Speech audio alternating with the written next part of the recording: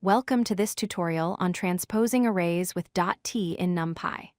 Transposition is a fundamental operation that allows you to swap rows and columns effortlessly. In this video, you'll learn how to use this powerful feature to manipulate array dimensions. Transposition flips an array over its diagonal. This means that all rows become columns and all columns become rows. It's like rotating your data 90 degrees. This operation is essential when working with matrices and multidimensional data structures.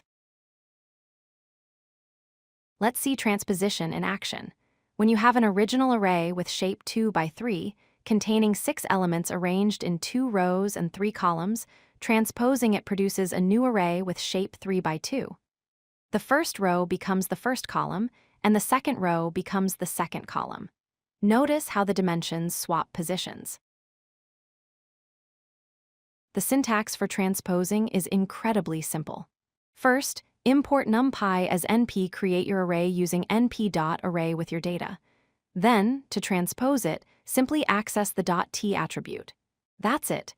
Just add .t to your array variable, and NumPy handles the rest. Understanding shape changes is crucial. When you transpose an array, the dimensions reverse. An array with original shape 2, 3 becomes 3, 2 after transposition. The first dimension becomes the last, and the last becomes the first. This pattern holds for arrays of any dimensionality. Here's an important edge case: one-dimensional arrays. When you transpose a one-dimensional array, it returns the same array unchanged. For example, transposing an array containing 1, 2, 3 simply returns 1, 2, 3. This is because a one-dimensional array has no second dimension to swap with. For three-dimensional and higher-dimensional arrays, .t reverses all axes.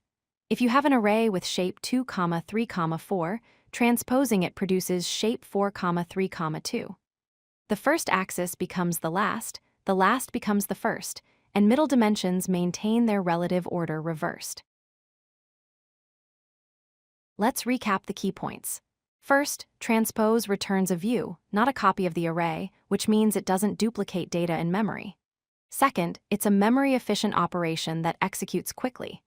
Third, transposition is commonly used in matrix operations, linear algebra, and data manipulation tasks. Master this operation, and you'll handle array dimensions with confidence. If you like this video, hit that like button and don't forget to subscribe. Visit codelucky.com for more such useful content.